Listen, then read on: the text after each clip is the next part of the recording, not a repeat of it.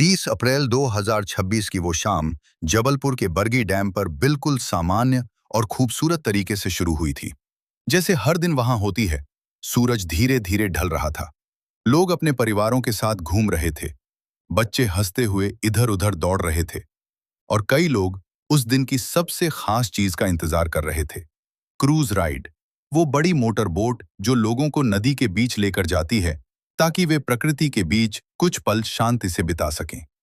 लगभग शाम के 5 बजे के आसपास लोग धीरे धीरे उस नाव में चढ़ने लगे। कोई अपने दोस्तों के साथ था, कोई परिवार के साथ, कोई अपने छोटे बच्चों को गोद में लेकर चढ़ रहा था। एक माँ अपने लगभग 3 साल के बच्चे को सीने से लगाए हुए थी। बच्चा खुश था और पानी की तरफ देखकर ताली बजा रहा था। कुछ कॉलेज के लड़के मजाक कर रहे थे।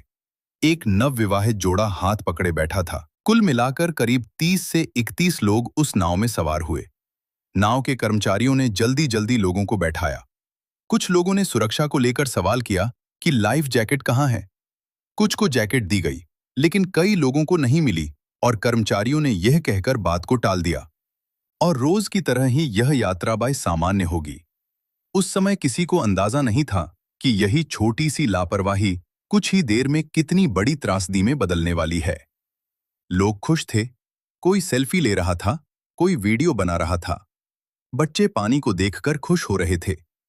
लेकिन जैसे जैसे नाव आगे बढ़ी, आसमान का रंग धीरे धीरे बदलने लगा। दूर कहीं काले बादल दिखाई देने लगे। हवा थोड़ी तेज हो गई, लेकिन कुछ ही मिनटों में हवा की रफ्तार बढ़ने लगी। पानी में हलचल तेज हो गई। नाव हल्की हल्की डोलने लगी। कुछ लोगों ने चिंता जताई और कर्मचारियों से कहा कि शायद वापस लौटना चाहिए। लेकिन जवाब मिला कि यह सामान्य है और डरने की कोई बात नहीं है।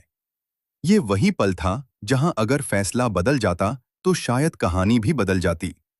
लेकिन नाव आगे बढ़ती रही। अब हवा और तेज हो चुकी थी। लहरें ऊंची उठने लगी थीं। नाव अब पहले से ज्यादा हिल रही थी। लोगों के चेहरों पर मुस्कान की जगह डर आने लगा था। बच्चों ने रोना शुरू कर दिया था। महिलाएं भगवान का नाम लेने लगी थीं। कुछ लोग खड़े होकर संतुलन बनाने की कोशिश कर रहे थे। तभी अचानक एक तेज झोंका आया और नाव एक तरफ जोर से झुकी। लोग चीख उठे। कुछ लोग गिर पड़े। पानी नाव के अंदर आने लगा। माहौल अब पूरी तरह डर में बदल चुका था। लोग चिल्ला रहे थे, वापस चलो, यहां से वापस चलो सब। लेकिन अब बहुत देर हो चुकी थी। अचानक एक और बड़ी लहर आई और नाव का संतुलन पूरी तरह बिगड़ गया। कुछ ही सेकंड में वह पल आया जिसे कोई कभी भूल नहीं पाएगा। नाव पलट गई और सब कुछ पानी में चला गया। एक पल पहले जो लोग हंस रहे थे, अगले ही पल वे खुद को गहरे पानी में पाते हैं। चारों तरफ चीखें, पानी और अफरा तफरी थी।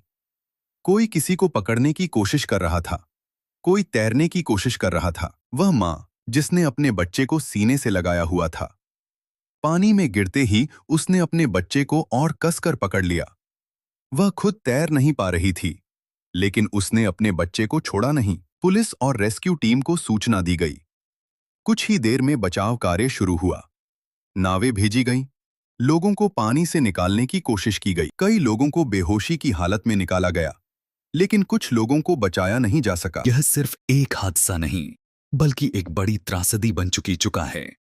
अस्पताल के बाहर परिवारों की भीड़ जमा हो गई। हर कोई अपने पने लोगों के बारे में पूछ रहा था। किसी का बेटा अंदर था। हर एम्बुलेंस के आने पर दिल की धड़कन तेज हो जाती थी, लेकिन कई बार जवाब उम्मीद के खिलाफ होता था। कुछ लोग हमेशा के लिए चले गए थे। कई परिवार टूट चुके थे। बाद में जांच में सामने आया कि मौसम की चेतावनी को गंभीरता से नहीं लिया गया, नाव को समय पर वापस नहीं मोड़ा गया और सबसे बड़ी बात, सभी यात्रियों को लाइफ जैकेट नहीं दी गई। यह एक ऐसी गलती थी जिसकी कीमत कई जिंदगियों ने अपनी जान देकर चुकाई।